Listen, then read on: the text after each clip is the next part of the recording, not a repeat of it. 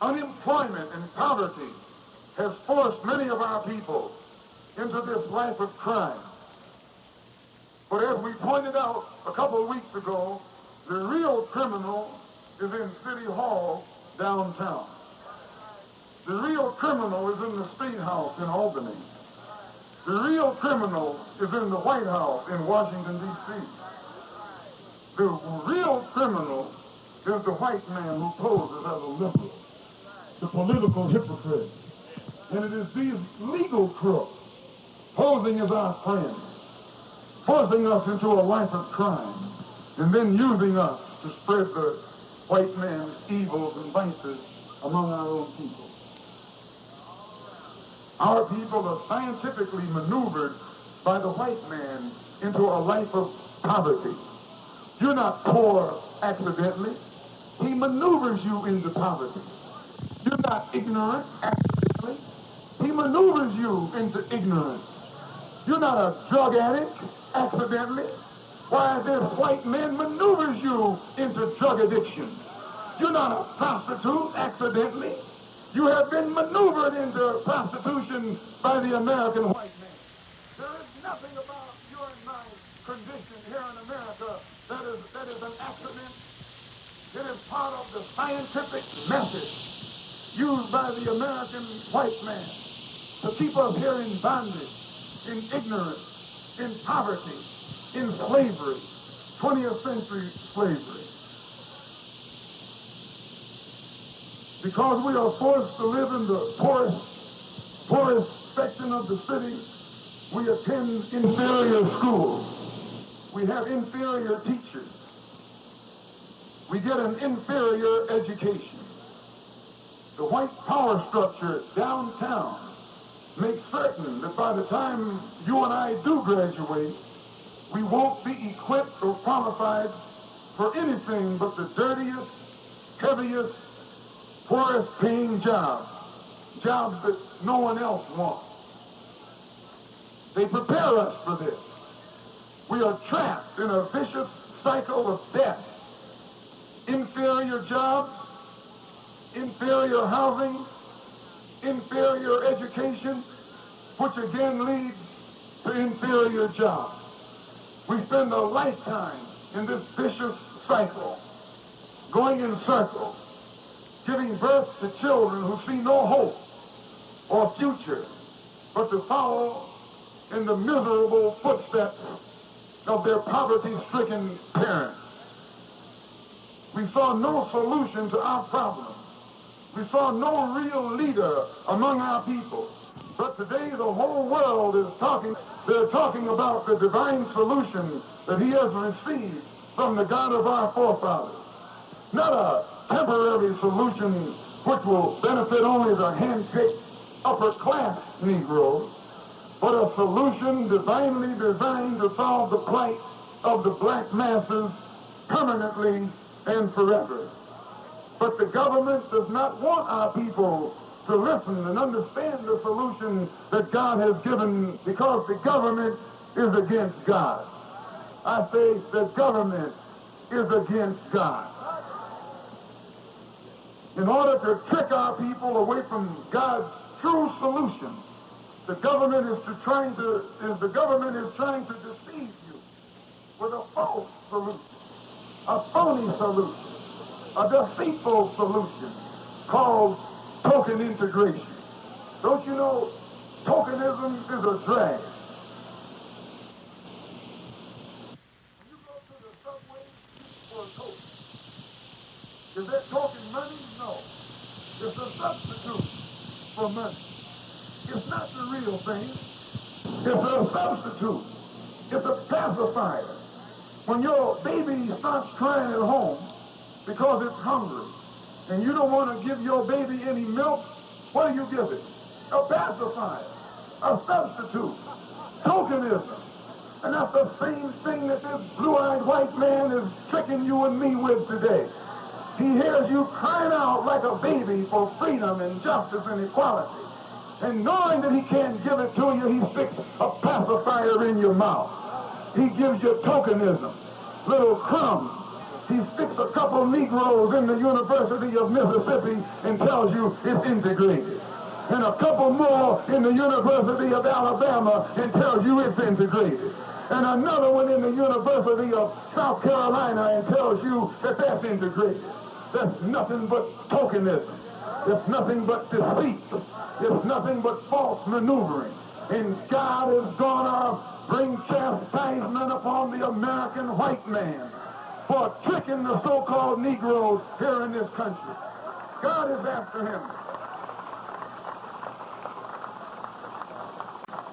God is not only after him for enslaving you, God is after him for tricking you, for deceiving you.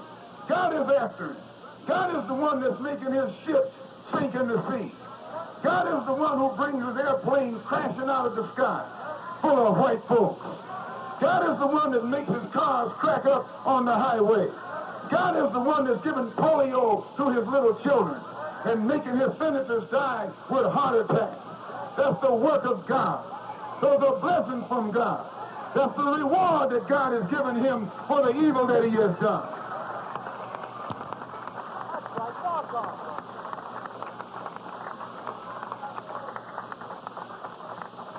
That's a wicked race. And God is making his children be born today, deformed, demented, or dead. That's from God. That's what God did to Pharaoh. When Pharaoh wouldn't treat those people right, and Pharaoh wasn't stopped by those other plagues, God began to strike the firstborn. God began to knock off his children. God began to make that race of devils lose their children. And when they saw their own little babies dying, and their senators dying, and their congressmen dying, and their former presidents dying, and their big shots falling out, then they knew that there was a God trying to separate those people from that wicked slave master. And just as it was in those days, it's the same way today. It isn't you who's after the white man. God is after the white man. It isn't communists that's after the white man. God is after the white man. God doesn't love ugly, and there's nothing on this earth uglier than that blue-eyed, stringy-haired, bad-smelling race of devils.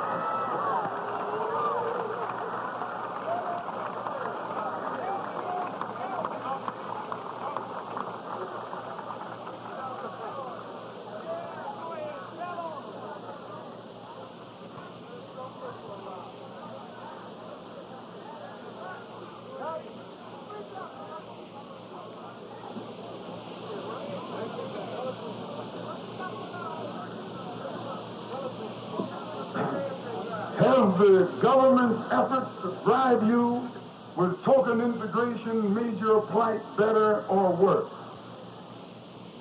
Let's look at it.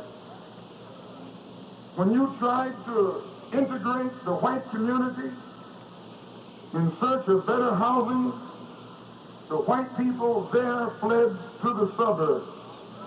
And the community that you thought would be integrated soon deteriorated into another all-black slum. What happened to the liberal whites? Why did they flee? You thought they were your friends. And why did the neighborhood deteriorate only after you moved in? Tricky real estate agents, posing as white liberals, encouraged you to force your way into white communities. And then they were the ones who sold you these integrated houses at such high prices that you again were forced to take in roomers in order to offset your high house note. This creates in the new area the same overcrowded condition, and the new community soon deteriorates into the same slum condition from which you thought you had escaped. This is a cycle that we go in. And the only one who has benefited is the white real estate agent who poses as your friend, who poses as a white liberal, who sold you a house in a white community that he knew was destined to become nothing but a high-priced slum.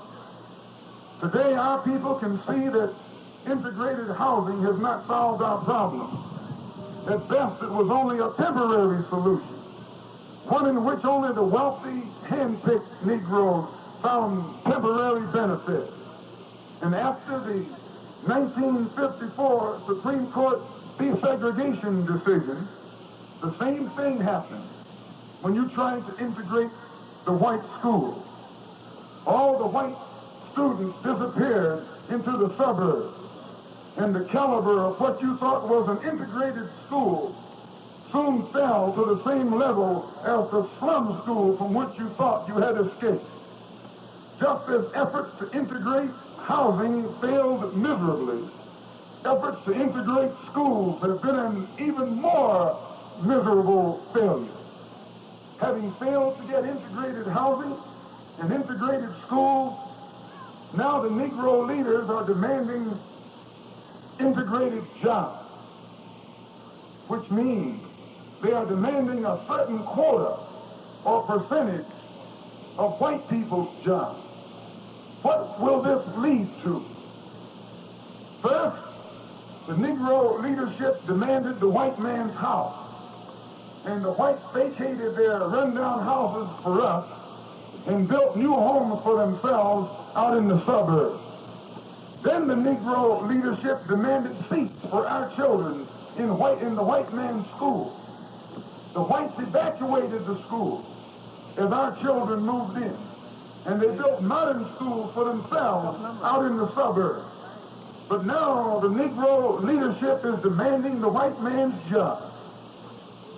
Can the whites vacate their jobs like they vacated their homes and their schools? Not without violence and bloodshed. The same white liberals who used to praise you for your patient, nonviolent approach have now become openly impatient and violent themselves in defense of their own jobs. Not only in the South, but also in the North, right here in New York City.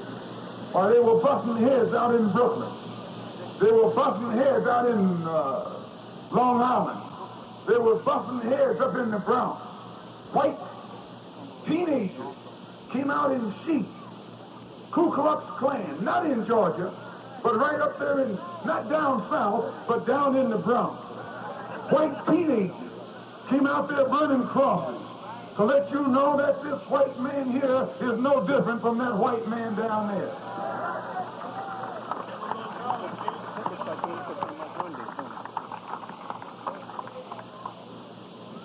White Nazis, not in Germany, right here in New York City, up there burning crosses, had a carload of guns ready to come at you like they came at the Jews over in Germany.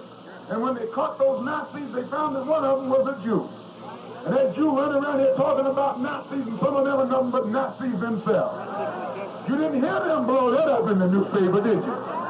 No, they tried to quiet it down. Why, when you find Jews who are Nazis, you really found something. In fact, I think you can find a whole lot of them who are Nazis. Always running around here trying to make you get sympathetic for them. The Jew is a master at that. Make you shed crocodile tears over what happened to him in Germany. You tell him what happened to you right here.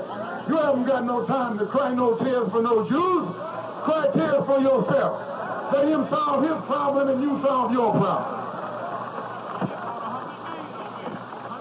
Why, they only killed 6 million Jews. Only 6 million Jews were killed by Hitler.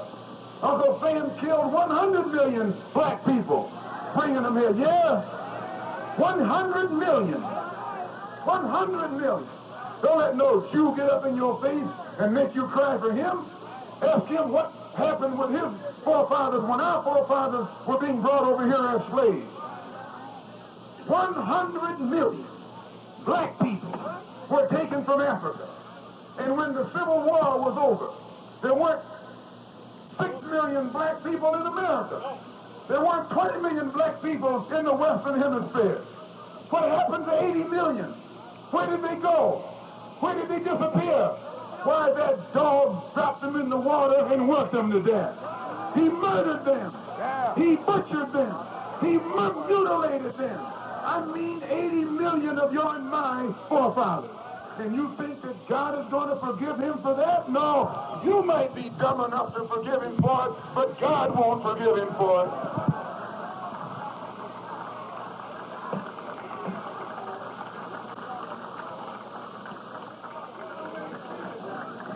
That's why God is after him. 80 million black people, dead, murdered. And these Jews got the audacity to run around here and want you to cry for them. Let them go cry for themselves. Tell them if they're interested in your problem that you have some of these stores. Instead of opening stores up all in your neighborhood and robbing you deaf, dumb, and blind. Yes, the Jews do that. And some of them blue-eyed Jews are going to walk away from here and say that I'm saying something anti-Semitic. Anti-hell.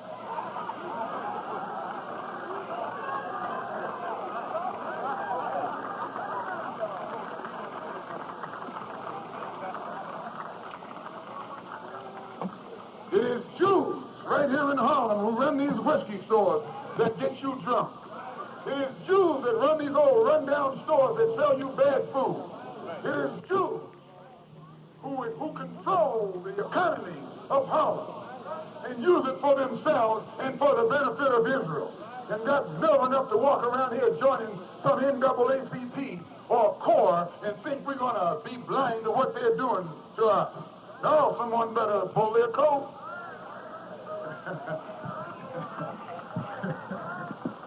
Someone better pull their coat before you start pulling some heads. That's not anti-Semitic, that's just plain intelligence. You know, I was on a program here in New York on Channel 13 in which I made a statement concerning how the Jews control about 80% of the economy in most Negro communities across the country. And the Jews organized themselves and wouldn't let that thing come back on Channel 13. It was two interviews. One was done by Vol.1 and one was done by me. The one I did two. One was short and one was a 30-minute derivation, 30-minute duration.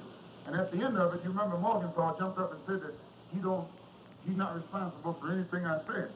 Well, I can understand why he said that, because during that same week, these same old so-called liberal Jews who claim they believe in free speech and all that old kind of stuff, they got together and prevented the showing of that interview again, simply because I had made the statement on that the Jews are the ones who are robbing us and exploiting us up here in Harlem and across the country. Jews believe in censorship more than anybody else. All you got to do is start talking about Jews, and you'll find all the papers will close up on you. They can't take it. They can't take any criticism. They're the most sensitive white people on this earth. They don't like you to talk about them, but they want to talk about everybody else. They want to tell you what Hitler and Eichmann did to them, but don't want us to tell you what Uncle Sam has done to us. And Hitler didn't kill as many of them as Uncle Sam has killed those of us. And if they were justified in snatching Eichmann and taking him back over there and gassing him, then God is justified grabbing Uncle Sam and putting the gas to him. See, they set themselves up as judge and high lord executioner. Well, we're not doing that. We're leaving the judgment and the justice up to God. So, brothers and sisters, your present demand today here in America for more of the white man's jobs, which are already scarce, can lead to nothing but violence and bloodshed. It may even lead to a race war, a bloody race war. And it is the government itself that is now pressing the people of this country into a racial bloodbath. Government policy is doing nothing but instigating the two races toward nothing but a clash, a racial bloodbath. But what white people in this country should be made to understand, this is a new day. And our people, this generation, is a new people. That old Uncle Tom type Negro is dead. He's gone. Tom is gone. Our people have no more fear of anyone. They have no more fear of anything. We're not afraid to go to jail. We're not afraid to give our very life itself. And what most important, we're not afraid to take the life of those who try and take our life.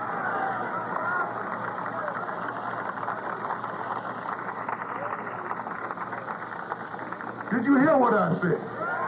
This is the basic difference between this generation and former generations. We'll give our life just like that. But not only will we give it, we'll take the life of the one who's trying to take our life. We believe in a fair exchange. We believe in an eye for an eye, and a tooth for a tooth, and a head for a head, and a life for a life. That's justice. There's nothing wrong with that. An eye for an eye, and tooth for a tooth, and an arm for an arm, and a head for a head, and a life for a life. When you have that kind of philosophy, no one will put his hands on you. You walk around here cheek-turning and enemy-loving while you'll have knots on your body from the top of your head to the sole of your feet. If the white man doesn't turn his other cheek, you don't need to turn your other cheek. If the white man doesn't learn to love his enemy, you don't need to love your enemy. If the white man doesn't give up his life easily, you don't need to give up your life easily. If it's hard to take his life, it should be hard for him to take your life. That's justice. Why, his Bible even says, he who kills with the sword will be killed by the sword. That's what his Bible says in the 13th chapter of Revelation in his Bible. He who leads into captivity will go into captivity. That's justice. How you going to make a man a slave and think you're too good to be made a slave? Why, if the Bible is right, then the white man has to go into slavery. If the Bible is right, then the white man has to be lynched. If the Bible is right, the white man has to be made to suffer the same things that our people have suffered. It's justice. And if this is the price of freedom, we won't hesitate to pay that price. By trying to oppose the divine solution that God has given to the American government will actually provoke another civil war. And by that I mean, this government will provoke a civil war among white people by trying to force white people to give their jobs to our people. And our people will provoke a race war by trying to make white people give up their jobs. Don't you mislead yourself. If the government tries to force them to give us jobs, the government's going to have a civil war. And if you try and force them to give up their jobs, you're going to make up a race war. These are facts. Idiots can see through these. This racial dilemma poses a serious problem for white America. Civil war between white people on the one hand, and a race war between the whites and their 20 million ex-slaves on the other hand. And the entire dark world is watching, waiting to see what the American government will do to solve this problem once and for all. We must have a permanent solution. A temporary solution won't do. 20 million ex-slaves must be permanently separated from our former slave masters and placed on some land that we can call our own. And then we can create our own jobs. Then we can control our own economy. And then we can solve our own problems instead of waiting for the American white man to solve our problems for us. On our own land, we can set up farms. On our own land, we can set up factories. On our own land, we can set up businesses. We can establish our own government and become an independent nation. And once we become separated from the jurisdiction of this white nation, we can then enter into trade and commerce for ourselves with other independent nations. This is the only solution. We must be an independent nation. We now number 20 million black people, a nation within a nation, a black nation within a white nation, crying to be born, crying to be set free, and let us go our way. If he doesn't love us, we sure don't love him. And if he doesn't want us, we sure don't want him. In our own land, we can establish our own agricultural system. We can farm. We can grow food to feed our own people. We can raise cattle. We can use the hide, the leather, the wool to make clothing for our own people. We can dig the clay from the earth and bake it into bricks and build houses and homes for our people. We can chop down trees and turn it into lumber and build furniture to furnish homes for our people. When I was in Africa, I saw Africans making their own furniture. I mean modern furniture, up-to-date furniture, sharp furniture. They over there making their own. You over here begging Goldberg for his. $1 down and $1 when I catch you. And Goldberg always catches you. If Goldberg can't catch you, Goldstein will catch you. And if Goldstein don't catch you, Greenberg will catch you. $1 down and $1 later, and later is always now. When we have our own land, we can dig the natural resources from the earth. Land is the basis of all economic security. Land is essential to freedom, justice, and equality. Land is essential to true independence. Africans aren't asking for integration. They're asking for land. In Kenya, they told the white man to get out. Uganda, they told the white man to get out. Tanganyika, they told the white man to get out. In Guinea, they told the white man to get out. In Egypt, they told the white man to get out. In Morocco and Algeria, they told the white man to get out. In the Congo, Lumumba told the white man to get out.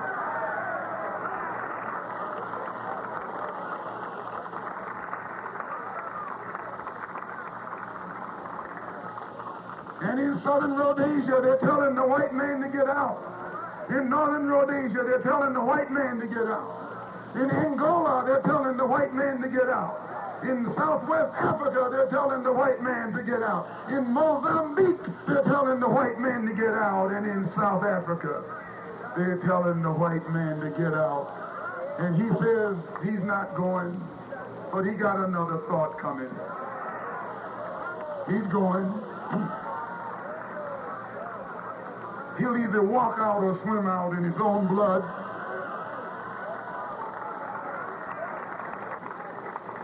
He'll walk out of his own volition, or he'll swim out in his own blood. Because the black man has awakened, and the black man has united. And where there's unity, there's strength. You don't need any guns. You just need some unity and a blade when it gets dark.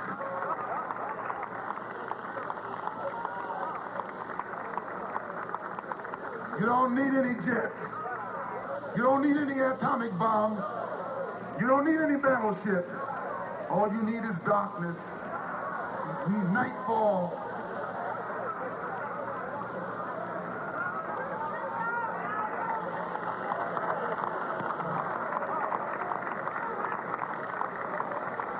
That's how Jesus said he was coming, without observation. He's going to sneak up on you. So be like Jesus. Sneak up on them.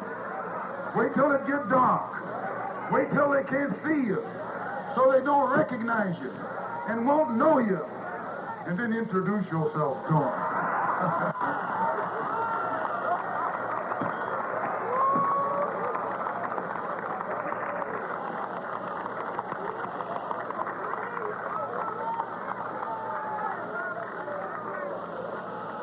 But always be fair with them. Do unto them as they did unto you. That's fair. That's justice. That's equality. That's how you equalize the situation. I know they don't want to hear me tell you that. But I'm telling you the truth. When the white man drafts you into his army and trains you how to fight his enemy. Well, that's what you're supposed to do. Fight an enemy. I don't blame him for doing that. But you also supposed to know how to fight your enemy.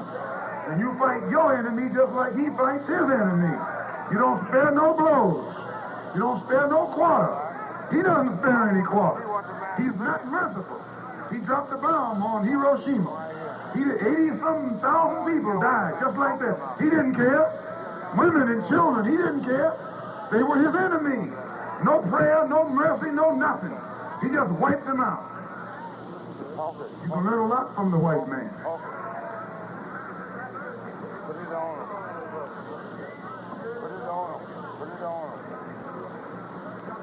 We must be separated from the American white man and return to our own land and our own people.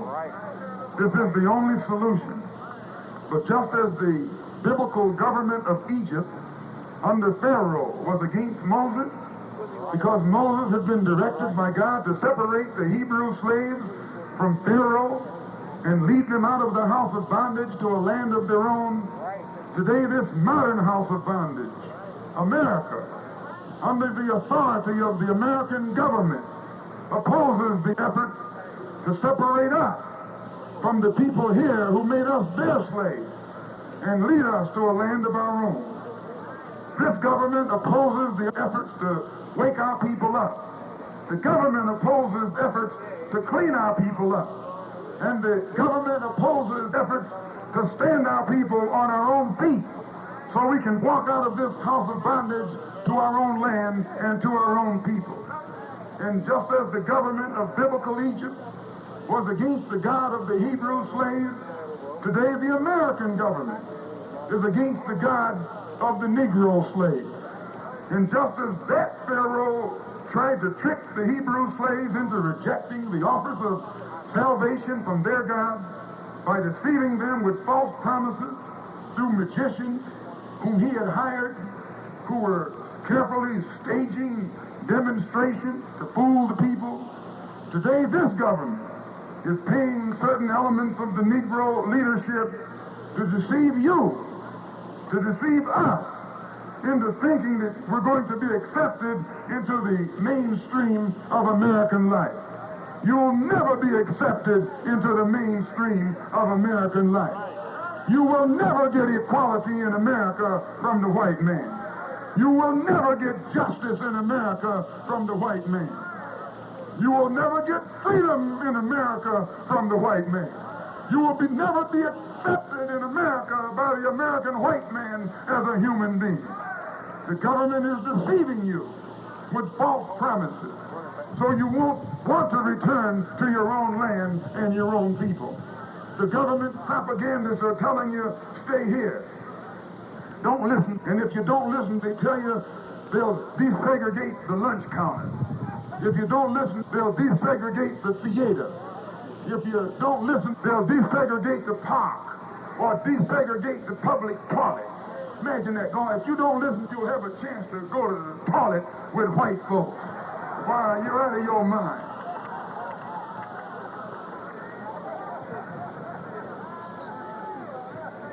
Only way I want to go to the toilet with him is if I can flush him down with the rest of that stuff. Flush him right down the drain with the rest of his kind.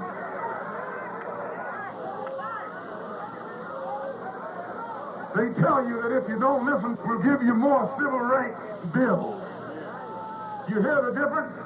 Civil rights bills. They're going to give you another bill and another bill and another bill, and that's all you get is the bill.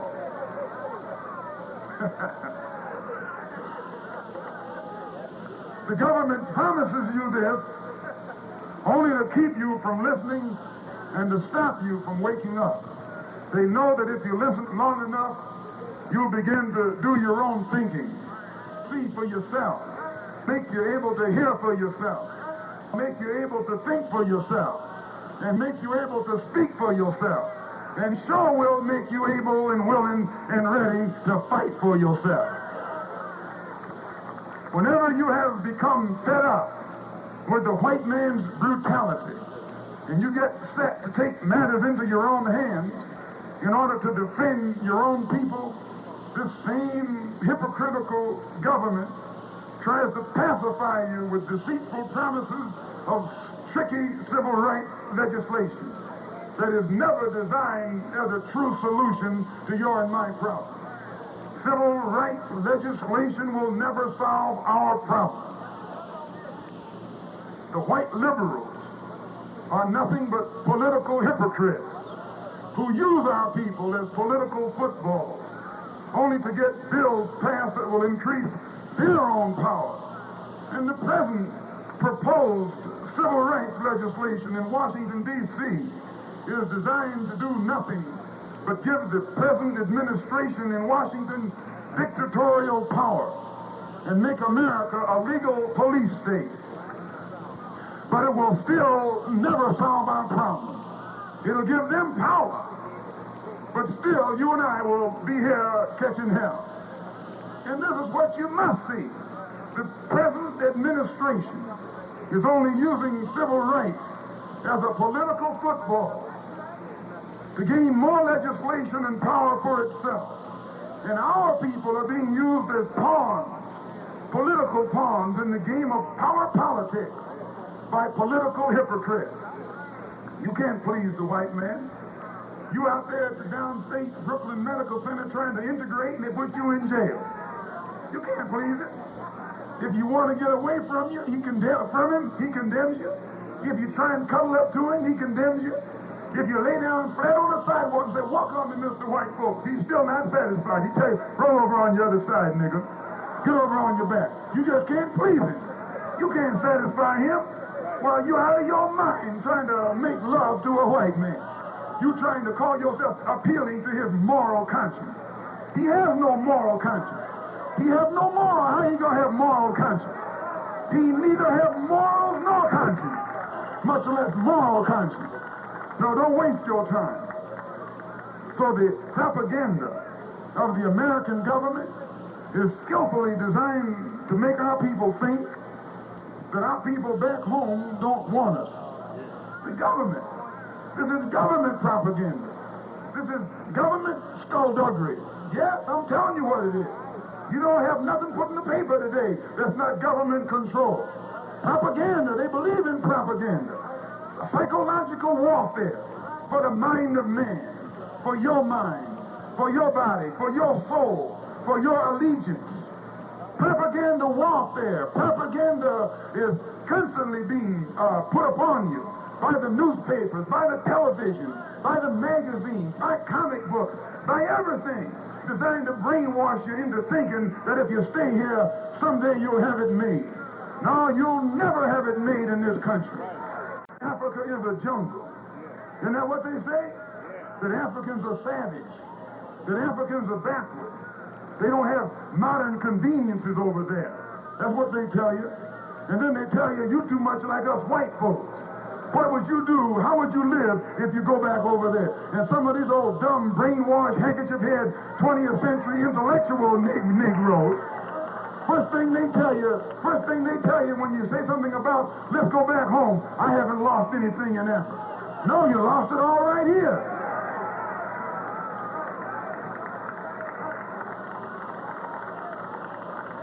You came over here with it. When you came over here, you had it. But you lost it. You lost your name. You lost your language. You lost your mind. You lost your culture. Don't tell me you didn't lost your mind. You came over here black-minded. Now you're white-minded. Been brainwashed. All of the color has been taken out of your heart and out of your mind. Now you're running around not satisfied unless you can talk like white folks. Unless you can walk like white folks. Unless you can eat and sleep like white folks. You are a white black man. White on the inside and black on the outside. You're not this and you're not that. Mr. In between.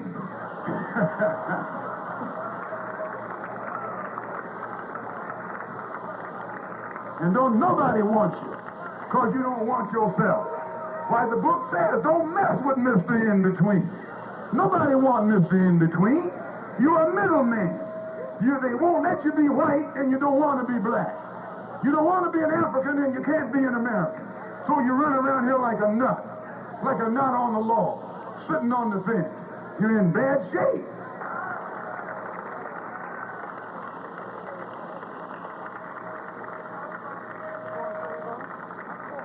Imagine the white man telling you and me that Africa is a jungle and everything over there is backwards. And if you go over there, you won't like the living conditions. How are they living over there? Why, we got to fight them over there to get them out. If it's nowhere over there, why don't they get out of there? Why did Lumumba have to fight to get the Belgians out of the Congo? Because the Congo is one of the most beautiful places on this earth. If it wasn't beautiful, the white man wouldn't be there. You got the white man all over there. He's everywhere over there, living like a king. But they're getting ready to send him. Send him. No, it's not a jungle. It's civilized. It's cultured. It's developed. It's intelligent. High moral. High everything. Good people. Friendly people. Hospitable people. Brother to a brother. That's how they kidnapped us. We were too hospitable. We saw the old white man coming over the hill, and we accepted him into our city as a friend. And he shipped us down the river, sold us into bondage. This is one of the greatest mistakes that our people made, opening their doors in hospitality to the white man. And when we first saw him coming, we should have sent him then. And we never would have had to catch the hell we've been catching over here in America for the past 400 years.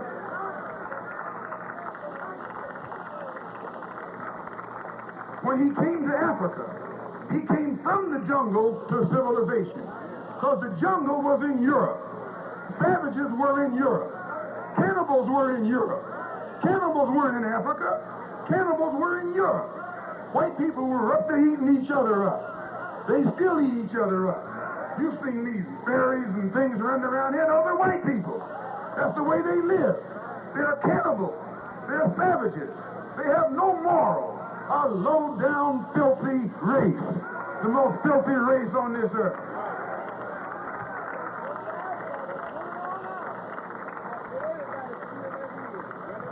They used to live in the caves. They walked on their all fours. They were naked like animals. They couldn't walk upright. They didn't wear clothes.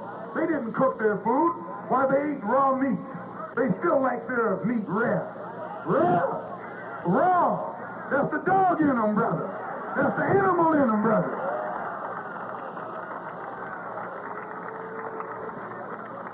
No, they're a race of cave dwellers. Didn't know how to bury their dead. For 2,000 years, they lived up in the caves of Europe. And during that time, your and my people were living in luxury, living with high culture, living in a high civilization. Why, Africa is the root of civilization. Africa is the home of civilization. Africa has been civilized a long time. They have all kinds of civilizations in Africa. They have the Egyptian civilization, the Carthaginian civilization, the Mali Empire, the empires of Benin, of Mali, Songhai. Why, you can call out empires all day long from the African continent that were at a high state of culture when these blue-eyed things were crawling around up in Europe, living in huts, eating raw meat. I love to talk about it. I do. I love to talk about it. Yes, I love to talk about it. Talk about them like a dog. And they should be able to take it. Now they know how we feel. Why, when I was a little boy, they called me nigger so much I thought that was my name. That's all they knew how to call you. Now they get an inkling of how we feel, and the chickens that they sent out there are coming home to roost. They are a race of cave dwellers, raw meat eaters, naked, no clothes wearers. That's where they came from. They are not fit to be walking around here telling you to look like they do, or imitate them. No, they learn civilization from you. They learn culture from you. They learn how to wear clothes from you. They learn how to cook their food from you. They learn mathematics from you. They learn science from you. Why, the black man in Africa had mastered the arts and sciences. Way back yonder, he mastered the mathematical sciences, the astronomical sciences, to the extent where he could plot the course of the stars in the universe when this old white, blue-eyed thing didn't even know that the earth was round. He just found out the earth was round.